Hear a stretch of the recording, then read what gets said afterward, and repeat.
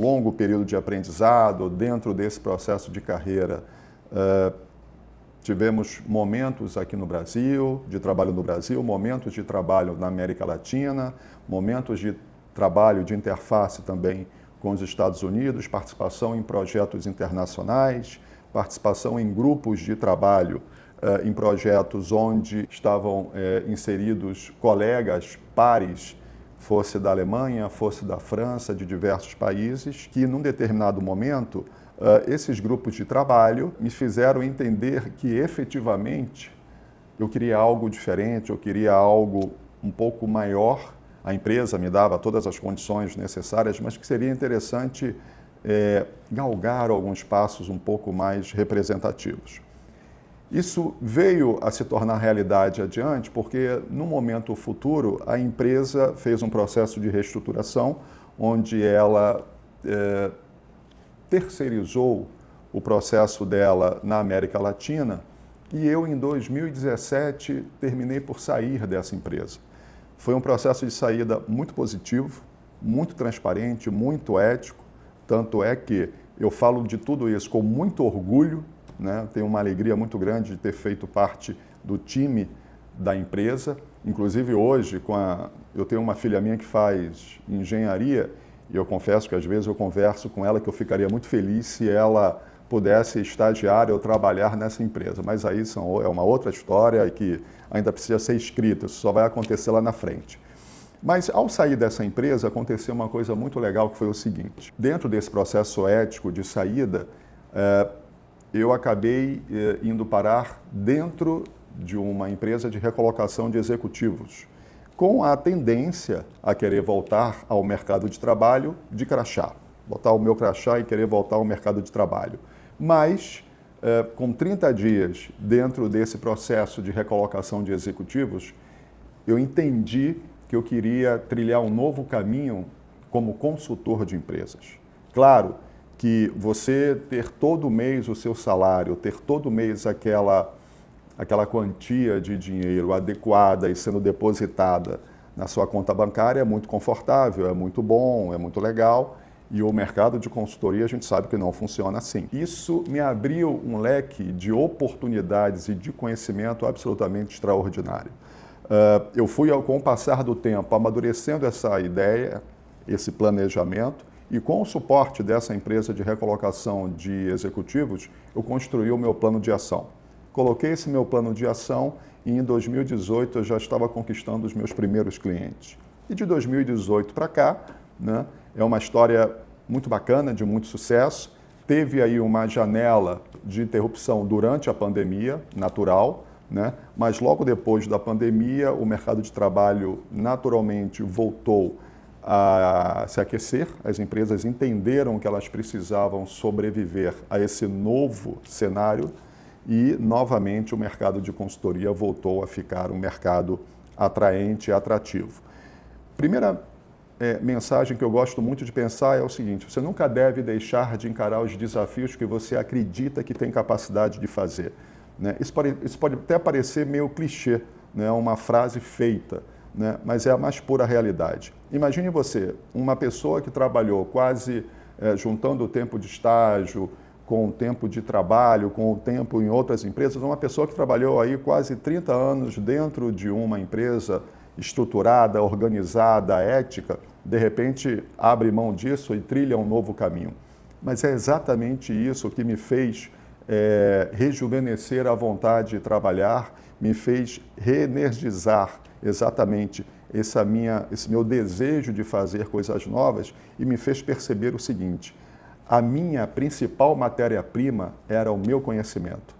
A minha principal matéria-prima era a minha capacidade de interagir com pessoas. A minha principal matéria-prima era a capacidade de entrar numa empresa, conhecer o processo dela e, em função da necessidade do cliente, estruturar um plano de ação para fazer aquela empresa voltar a crescer, colocá-la no caminho desse crescimento e fazê-la ter lucro. Ou seja, independente de qualquer outra coisa, o meu desejo principal era estar numa empresa e fazê-la, de alguma forma, ter sucesso novamente. Isso foi muito gratificante. Eu posso falar para você que eu trabalhei em todos os segmentos hoje, né? Eu trabalhei no mercado varejista, eu trabalhei no mercado de saúde, tive 2 clientes de clínicas que eu tive a oportunidade de trabalhar. Trabalhei no mercado de energia, é o meu carro-chefe, é onde eu fiz a minha escola. E aí pode parecer curioso, e eu mesmo não tinha essa leitura antes de entrar no mundo de consultoria, porque você pensa o seguinte: como é que você conseguiu trabalhar numa clínica, como é que você conseguiu trabalhar no mercado varejista, no caso de roupas, como é que você conseguiu trabalhar com uma empresa do agronegócio, se o teu segmento básico de formação era o mercado de energia? É muito simples. Todas essas empresas dos diferentes segmentos de mercado, elas tinham um começo, um meio e um fim de seus processos. E foi essa a minha escola.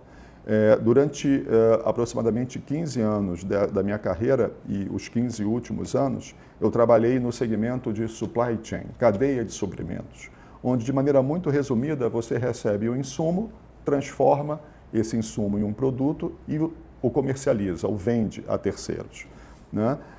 Mesmo as empresas que não tinham uma transformação de um produto, como por exemplo as clínicas, elas tinham uma necessidade de manifestar para os clientes, para os pacientes que elas estavam ali, que elas tinham o poder de recebê-los enquanto pacientes, apresentar um bom serviço médico e proporcionar a eles a cura, né?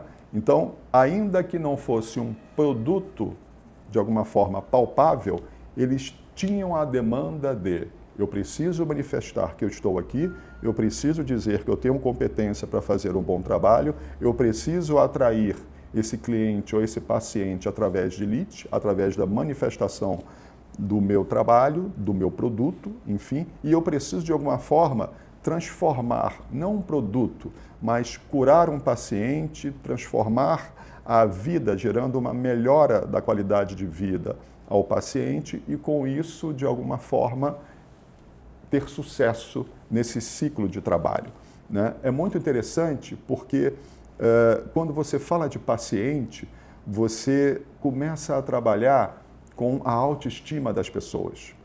Você começa a trabalhar com o querer mais das pessoas, né? Com eu estou aqui porque eu estou aqui para curar algo e não está trazendo um bom benefício para a minha saúde, ou eu estou aqui para melhorar algo que, de alguma forma, não me satisfaz, né?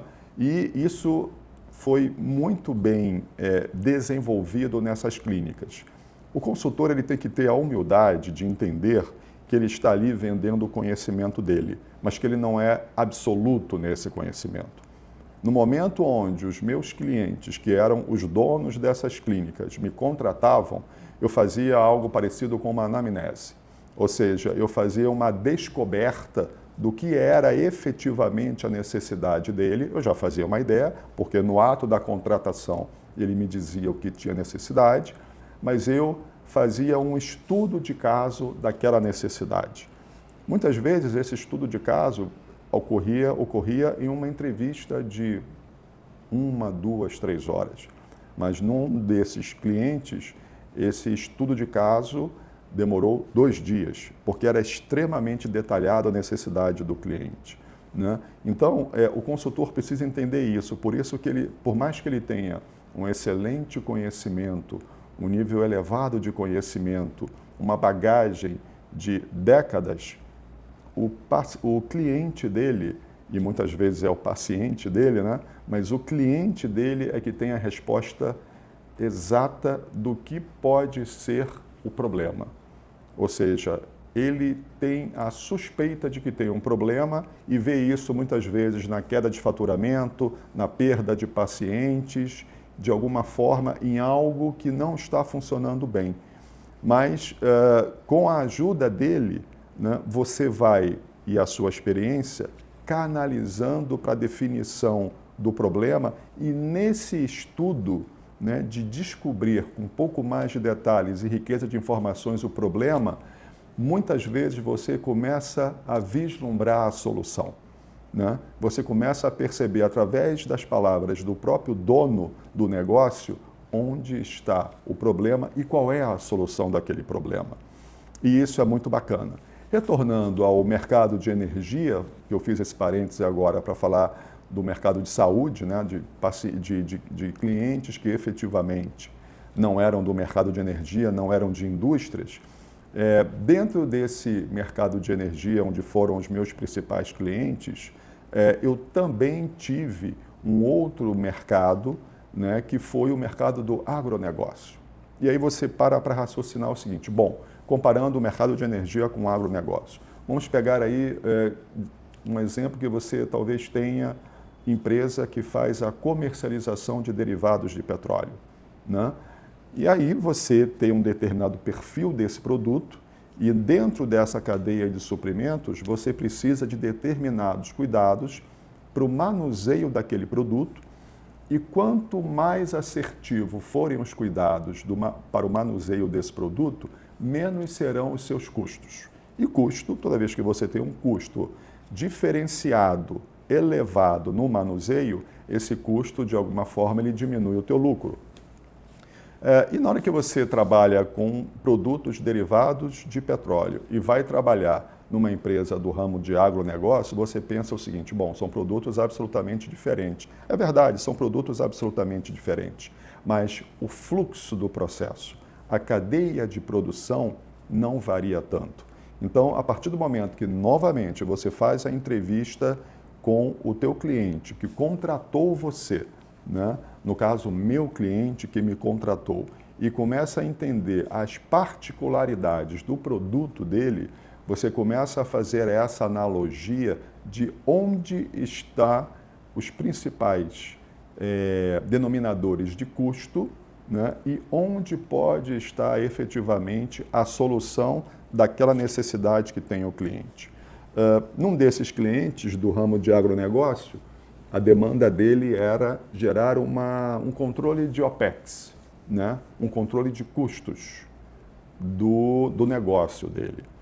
E aí, o grande desafio era entender do produto para trás, faseando cada etapa do processo dele, encontrar onde estavam os pontos de desvio que estavam fazendo o produto dele ter um custo muito elevado e, com isso, não ser competitivo no mercado.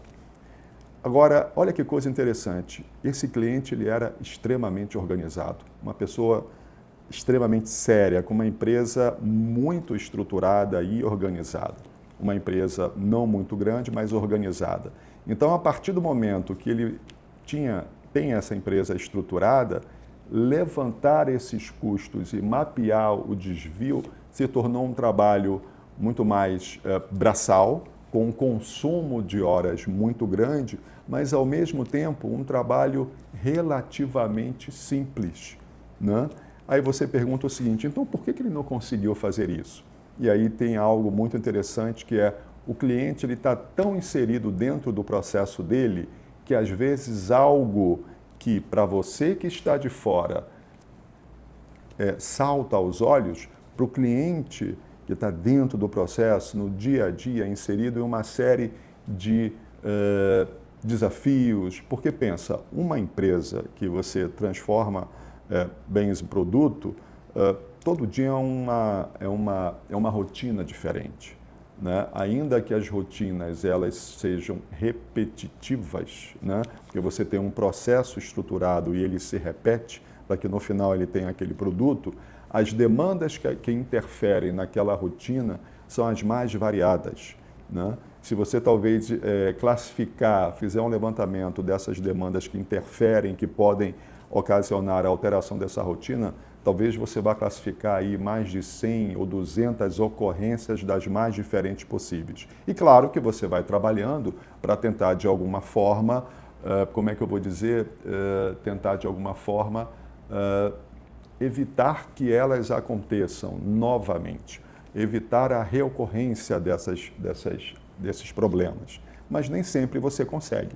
E o cliente que ele está inserido no dia a dia da empresa, zelando pela empresa nos mais diversos segmentos de produção, finanças, estoque, logística, comercial, ele fatiar um desses processos, que é, por exemplo, a produção, entrar na produção para descobrir onde está o desvio que está gerando aumento de custo, nem sempre é fácil. Por isso que ele contrata uma pessoa, um consultor, para que faça isso, identifique, mapeie, implante ações para evitar a reocorrência daquele problema.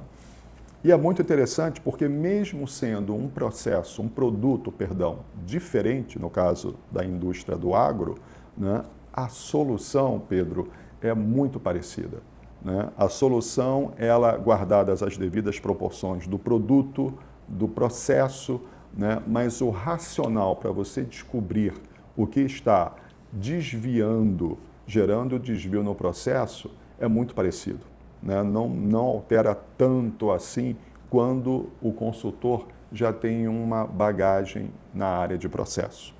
E isso a gente, enfim, a partir desses conhecimentos, eu pude elaborar alguns pilares que eu conversava muito com meus pares, consultores e com meus clientes, que era o seguinte: olha, quando eu entro numa empresa, eu gosto de vasculhar 5 pilares principais. Preço, que no caso tem muitas pessoas que associam o preço ao custo. Hoje, a gente quando fala de custo, nós chamamos de custo também valor agregado ao cliente. Não custo algo pesado, mas o custo ele ocorre para que você agregue um valor ao cliente. É uma nova visão, é uma visão positiva. Mas voltando ao P, né, do preço, então é um ponto que eu vasculho normalmente assim que entro numa empresa. Como é que está a sua precificação? Como é que você está gerando o teu custo final do teu produto? Então, preço. Depois vem a propaganda. Como é que você divulga o teu produto? Como é que é a tua estratégia de marketing? Como é que você chega no teu cliente final? Através de mídias sociais, através de Instagram, através de influencers, através de uma mídia mais conhecida como televisiva ou rádio, enfim. Então você tem o preço, você tem a propaganda, você tem o teu processo. Né? É preciso visitar o teu processo e ver como ele está estruturado. Então, preço, né? Propaganda, processo, né? Produto. O produto que você está comercializando, ele está sendo produzido da forma mais efetiva, com qualidade, dentro dos parâmetros estabelecidos pelo teu controle de qualidade, ou quando é um produto que precisa ser controlado por requerimentos de laboratório, ele está sendo produzido dentro desses limites que o processo de qualidade determina, enfim. E o último, pessoas. Então, nós falamos de preço, processo, propaganda, produto e pessoas. Por que pessoas eu vejo por último? Porque depois que eu consigo varrer esses quatro P's e eu chego em pessoas, é onde normalmente nós implantamos as ações. Pedro, ninguém ganha o jogo sozinho. Um consultor, quando entra numa empresa, ele não pode ter a arrogância de achar que ele sozinho vai fazer tudo. Talvez ele faça muita coisa, uma boa parcela do trabalho, mas sem a equipe que trabalha na empresa, ele não consegue implantar um plano de ação. Então, sem as pessoas, e as pessoas eu deixei por último, e normalmente é onde eu vasculho por último na empresa, são as pessoas que fazem o diferencial para virar esse jogo. Né? Eu já tive casos muito interessantes onde todos esses P's anteriores, de preço, propaganda, processo e produto, estavam absolutamente adequados, estavam rodando dentro dos parâmetros normais de processo, mas as pessoas não estavam entregando o que efetivamente deveriam entregar de resultado. E aí, você treina, você estrutura uma estratégia adequada de revitalizar os conceitos, energizar a equipe, enfim, você planeja uma revitalização daquela equipe com as mesmas pessoas, mas se ao final de um determinado intervalo de tempo, aquelas pessoas não conseguem entregar efetivamente o resultado que é esperado, muitas vezes você faz uma recolocação interna dentro da empresa, perfeito, ou às vezes a gente pode chegar até a solução que é um pouco mais drástica, que é efetivamente trocar as pessoas mesmo, né? Mas eu diria para você que desses 5 P's, as pessoas são as mais importantes. Num dos trabalhos aos quais eu fiquei muito feliz, nós tínhamos uma situação delicada no processo de uma empresa, onde o plano de ação a ser implantado era um plano de ação bastante robusto e complexo, pela particularidade do produto que essa empresa produzia. Era um produto com uma série de particularidades dentro do processo de produção dele, e era um produto que, depois de pronto, para ele ser conservado dentro das especificações dele, requeria uma série de cuidados e parâmetros de qualidade. Com a motivação da equipe, com a transformação da equipe, e isso, Pedro, demorou quase um ano, porque para varrer todo esse processo de maneira específica e detalhada, você já consome um tempo, e aí você percebe que a solução está no trato que a equipe vai dar para melhorar aquele processo. E aí treinamos a equipe, energizamos a equipe, criamos um sentido de responsabilidade, comprometimento de cada funcionário com aquele resultado, dizendo o seguinte: esse produto ele é muito particular, ele precisa de um nível de controle muito elevado. Por mais que você tenha um nível de automação elevada dentro de uma empresa, por mais que você tenha um controle que a gente chama, é tudo automático ou é manual? É tudo automático. Mas quem imputa as informações para que o sistema opere automaticamente, efetivamente são os funcionários. Quem observa o processo e pode dar sugestões de melhoria, efetivamente são os funcionários. E aí a gente começa a entender o seguinte: se esses funcionários não estão comprometidos, não se sentem responsáveis por aquele resultado final, o produto vai ser concluído, mas a conservação dele, as melhorias a serem implantadas no processo, as melhorias a serem implantadas em cada máquina durante esse processo, não ocorrem, né? Podem não ocorrer. E a partir do momento que essa equipe foi comprometida de alguma forma, ela foi, eu gosto de utilizar a palavra reenergizada, mas a partir do momento que ela foi novamente construída, que ela adquiriu um novo sentido de equipe, um novo sentido de comprometimento, um novo sentido de fazer parte de um time, né, as coisas ficaram muito mais fáceis. Então, investiu-se uma grande quantidade de tempo trabalhando essa transformação como equipe, e depois que essa transformação foi alcançada, o processo ficou muito mais fácil, ficou muito mais leve, ficou muito mais simples. Muitas ações que eu implantei nesse processo vieram do piso de fábrica, vieram do chão de fábrica, vieram dessa equipe. Ninguém conhece mais o processo de uma empresa do que as pessoas que o executam. Então, é essa humildade que o consultor tem que ter, de entender que os professores daquele produto, que os professores daquele processo, que as pessoas que mais têm conhecimento e que podem ajudar muitíssimo o trabalho do consultor, são efetivamente os funcionários da empresa. Então, a abordagem, a humildade, uma humildade sincera, uma humildade correta, a troca de informações, tudo isso favorece muitíssimo o trabalho entre o consultor e o cliente. Note, quem contrata você é o dono da empresa, é o CEO da empresa, mas quem traz a solução, muitas vezes, é o pessoal da operação, é o pessoal da produção. E aí o trabalho do consultor, ele fica restrito a entender, validar essa alternativa de solução. Essas alternativas, normalmente, é um conjunto de soluções que, agregadas, que trabalhando juntas, vão proporcionar essa solução.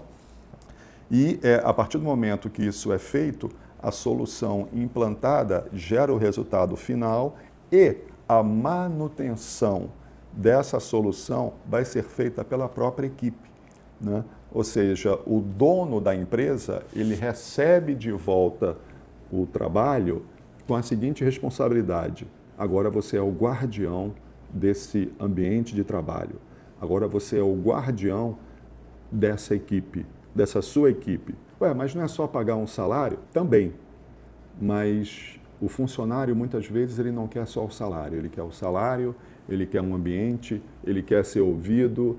Em muitas empresas, quando eu andava com o dono da empresa pelo piso de fábrica, eu tinha a reação dos funcionários cumprimentando o dono da fábrica, chamando ele pelo nome. É como se eu fosse o dono da fábrica e eu andasse com o consultor e as pessoas falassem: oi, Paulo, como é que você está? Tudo bem? Paulo, como é que você está? Brincassem com o meu time de futebol. E o seu time ontem perdeu, hein? Olha, ou o seu time ontem ganhou. E aí você, como consultor, já percebe o seguinte: opa, ele tem o hábito de caminhar pela fábrica. Isso aqui para ele é normal, porque os funcionários chamam ele pelo nome e tem uma certa proximidade dele já, não tem aquela distância, ele é o dono. Em outras situações, infelizmente, não. E não que muitas vezes o dono não faça isso, mas às vezes a rotina do dono da fábrica não permite que ele faça isso. Ora, se ele não tem condições de fazer isso, alguém da equipe dele tem que fazer isso. Ou seja, é necessário que haja uma ponte entre o dono da fábrica, ou entre o board da empresa, com alguém que efetivamente está acima dos funcionários e que é tomador de decisão e que tem também essa comunicação com o board da empresa. Por quê? Porque para você implantar essa transformação, o consultor consegue fazer isso e consegue medir que a solução foi implantada e está gerando resultado. Perfeito? E a partir dali, a partir desse processo de medição, o consultor pode ser contratado para outros processos. E com certeza será contratado para outros processos, né? Porque é muito importante o consultor vender o trabalho dele com a ótica da medição. Você entrega, você mede, você está gerenciando. Tem aquela máxima de que quem mede, gerencia. Quem não mede, não gerencia.